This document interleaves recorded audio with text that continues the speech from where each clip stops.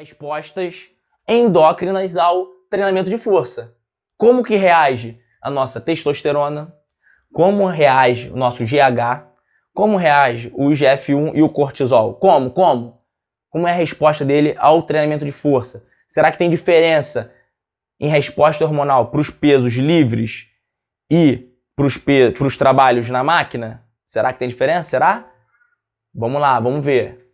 E aí, para facilitar a nossa aprendizagem, o nosso entendimento, eu peguei o quê? Um artigo de revisão, esse aqui, nacional, viu? Da nossa Sociedade Brasileira de Medicina do Esporte. Então, o artigo de revisão é o quê? Pega diversos estudos que falam sobre o tema e coloca os resultados desses estudos para poder a gente entender e aproximar o que a maioria dos estudos estão preconizando. Então, o que esse artigo de revisão mostra pra gente? Que o treinamento de força, galera, ele consegue aumentar a nossa testosterona se esse aqui de revisão, tá? Se a gente trabalhar com múltiplas séries.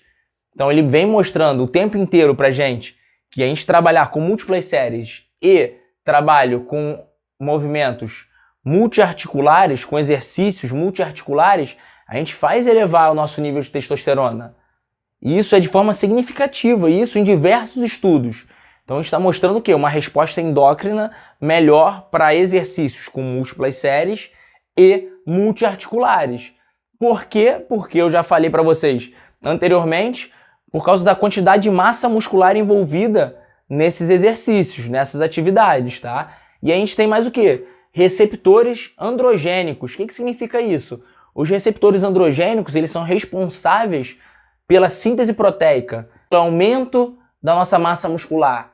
Então, quanto mais receptores eu tiver, melhor para que eu consiga ter a hipertrofia muscular, para que eu tenha um aumento de massa magra. Então não vai adiantar eu ter um aumento de testosterona se eu não tenho um aumento no número de receptores que vai propiciar o quê? Esse aumento da nossa massa magra, esse aumento da minha síntese proteica. Então é isso que acontece o quê? No treinamento de força. E a diminuição do cortisol a longo prazo. É bom colocar, poderia ser aquele que, não, diminui o cortisol de cara, rápido, de forma aguda. Não, a longo prazo a gente tem uma diminuição do cortisol. E por que isso é importante, pessoal? Porque o cortisol é um hormônio do estresse, vamos colocar assim, tá? Então o cortisol por muitos é considerado o quê? Um hormônio catabólico. Porque além dele reduzir a testosterona, ele age diretamente também aonde? Na capacidade do nosso organismo de pegar o carboidrato e transformar ele em glicogênio. E o que isso importa? Se eu não consigo pegar meu carboidrato lá e não conseguir transformar ele em glicogênio muscular, eu não consigo fazer com que o nosso corpo, de forma eficiente, gere energia para o exercício.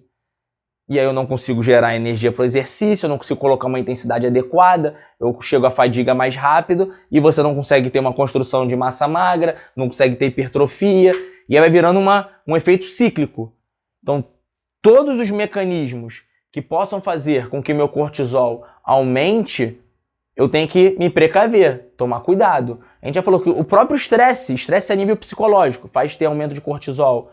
O não dormir corretamente faz ter aumento de cortisol, porque também aumenta o estresse. Então uma coisa está ligada à outra, é isso que é importante que a gente entenda. Então eu falo com mais cuidado alguns temas, porque são temas que a gente às vezes cria um medo, cria uma mística de dificuldade por trás e não é tão difícil assim. Então é isso, combinado? Vamos andar mais um pouco. Não esqueçam, múltiplas séries, multiarticulares, ele aumenta o número de receptores androgênicos e diminui o cortisol a longo prazo, consegue equilibrar isso. Se o cortisol estava muito alto, o cortisol não vai acabar, galera. Mas ele consegue equilibrar e fazer com que os níveis estejam aceitáveis e a gente não caia em catabolismo por causa disso. Seguindo, olha esse outro estudo aqui. Ele mostra o quê? A resposta hormonal aguda, tá? O que é uma resposta hormonal aguda? É resposta hormonal logo após a atividade física, logo após o exercício físico, ao estresse imposto pelo exercício físico ao organismo. Toda vez que a gente impõe um estresse e acaba aquele estresse imposto ao organismo, ele responde de alguma forma. E aí a gente tem respostas hormonais, respostas endócrinas. Então esse estudo é bem legal, que ele mostra o quê? Essa resposta hormonal aguda relacionada ao quê? Ao peso livre e às máquinas, no treinamento de resistência, ou contra-resistência, como você preferir a nomenclatura. Então, quais foram os exercícios utilizados? Agachamento, tá? Livre, e leg press 45. Peso livre, agachamento e leg press 45 na máquina. 6 séries de 10 repetições. E é legal que a gente consegue ter um volume equalizado. Foram 6 séries de 10 repetições, foram 60 repetições totais, com 80% de uma repetição máxima e 2 minutos de descanso. Assim foi feita a carinha lá metodológica. Amostra de 10 homens treinados. O que foi analisado? Testosterona, GH, cortisol e lactato. O cortisol e o lactato entra para a gente analisar nível de estresse do exercício, né? O que o exercício provocou de estresse a nível sistêmico para a gente. E os resultados? Quais foram os resultados? Alterações hormonais mais significativas para exercícios com peso livre. Como assim, professor? Você não vai mostrar nada pra gente, só vai mostrar esse resultado aqui? Bastaria isso, mas eu vou mostrar pra vocês, tá? O que o estudo demonstra lá nos gráficos. Mas o que ele mostra pra gente? Inicialmente é o quê? Que as alterações hormonais foram mais significativas em exercícios com peso livre. Aí a gente já pode começar a pensar em alguns porquês, mas é legal frisar que tanto o leg press e o agachamento são multiarticulares, galera, tá? Então a gente pegou 2 exercícios multiarticulares, sendo que o agachamento é peso livre e o leg press não. Então a gente tem que pensar já o que está envolvido no todo, né? Ativações musculares estabilizadoras, sinergistas, o equilíbrio, tudo isso pode ter propiciado com que a gente tenha uma resposta mais significativa em relação a peso livre. Vamos olhar lá, porque o resto todo foi equalizado. A carga foi equalizada. Então a gente não pode nem falar assim, mas teve mais carga em um e outro. Não, com as cargas iguais, tá ok? Então aqui a gente vai mostrar os gráficos de cada análise. Então aqui analisando testosterona, para vocês entenderem. Aqui tá?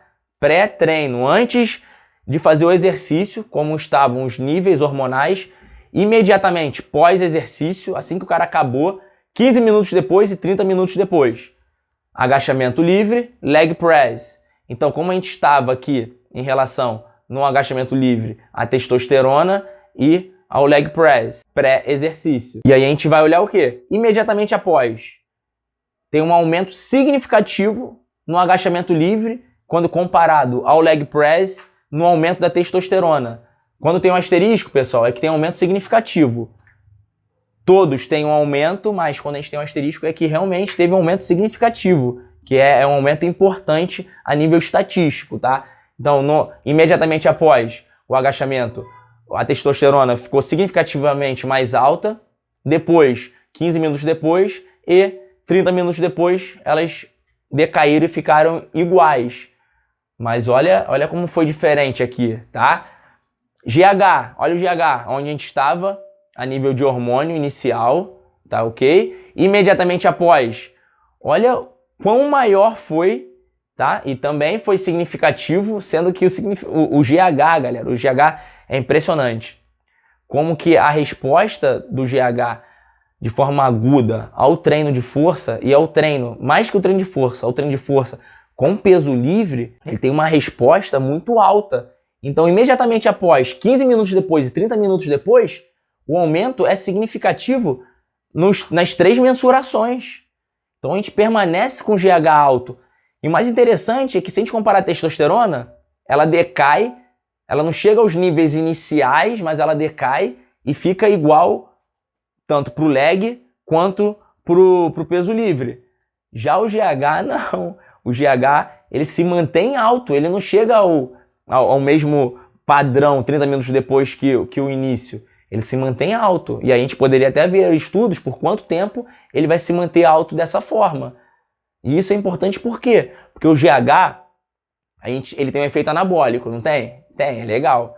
Depois ele vai virar IGF-1 a nível muscular e vai ter os efeitos anabólicos dele na musculatura. Só que sabia que o GH também é catabólico? Como assim, professor? O GH é catabólico? É, porque o GH ele se liga ao quê? A enzima responsável pela quebra de gordura. Então ele tem uma ação na lipase, ele consegue fazer com que a gente oxide a gordura. A gente chama de lipólise, né? Então ele faz uma oxidação de gordura. E essa oxidação de gordura é uma quebra da gordura. Então eu poderia dizer que o GH é catabólico. A galera da maromba vai à loucura quando eu falo primeiro, ó, sabia que o GH antes de ser anabólico, ele é catabólico? E é verdade, porque primeiro ele faz essa ligação e começa a ter uma quebra de gordura e depois, virando IGF-1 na massa muscular, ele tem um efeito de hipertrofia, um efeito anabólico. Legal, beleza. E aí é interessante eu fazer um parênteses, porque dentro de um treino com característica do cross-training, do treinamento funcional, com esses trabalhos de pesos livres, pesos com múltiplas sessões de treino, com uma característica mais metabólica e menos tensional, vamos dizer assim, em relação à carga imposta, um volume maior, quem está sendo mais disponibilizado como resposta endócrina? O GH. E aí as pessoas pensam que, mas o tipo de treino, o cross, ele seca, né? Ele seca, ele deixa a gente com um shape mais afinado, ele deixa a gente mais definido. Ele faz isso tudo por quê? Porque se eu estou liberando mais GH e eu estou falando para vocês que o GH ele é responsável pela quebra de gordura, a gente está promovendo sem um exógeno, sem um GH feito em farmácia, tá? A gente está promovendo por uma resposta do nosso próprio organismo uma melhora nessa quebra de gordura e também um aumento de massa magra através do GH e através da testosterona, mas com o GH eu também aumento a massa magra. A massa magra eu já falei que ele consome o quê? Consome glicogênio, consome energia, consome carboidrato. Isso tudo faz o quê? Com que a gente consiga um emagrecimento melhor, tá? Então isso aqui é legal a gente pensar. Isso aqui é um dos motivos do porquê o treino faz com que a gente tenha a definição que muitas pessoas buscam, o secar que muitas pessoas falam, tá bem? Então isso aqui é bem legal, a resposta endócrina em relação ao GH. Mas o que? Mas o que a gente tem aqui? Cortisol.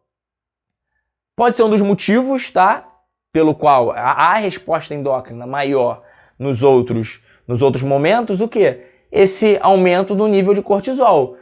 Não é um aumento significativo, mas há um aumento. Então, antes do exercício, no pré-exercício, estava normal, imediatamente após, um pouco maior, 15 minutos depois e 30 minutos depois, o cortisol está maior ainda quando a gente faz os exercícios com peso livre. Então, você vê que a atividade corporal com pesos livres gera um estresse sistêmico maior, tá? E por gerar um estresse sistêmico maior, pode ser que a gente tenha uma resposta melhor também a nível fisiológico e a nível de benfeitorias, vamos dizer assim, né?